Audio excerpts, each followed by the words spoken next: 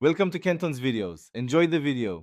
You start by clearing a clear path along walls so your tape runs straight, not bowed. This improves accuracy. Measure wall-to-wall lengths. Do longer walls first, then adjacent ones. Record numbers as feet and inches or meters and centimeters. Be consistent. Once done, mark doors and obstacles on your sketch.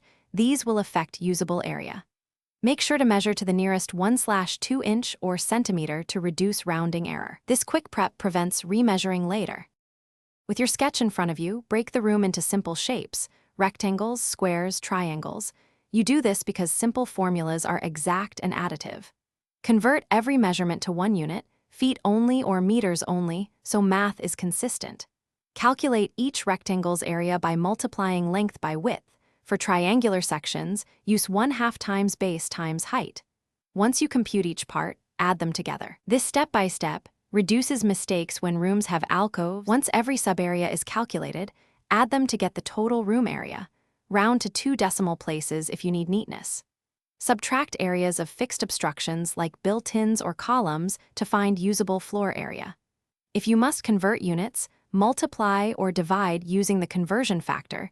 This avoids confusion during ordering materials. If results seem off, remeasure the longest dimension and recheck unit consistency. Often a unit mix-up or a missed alcove causes errors.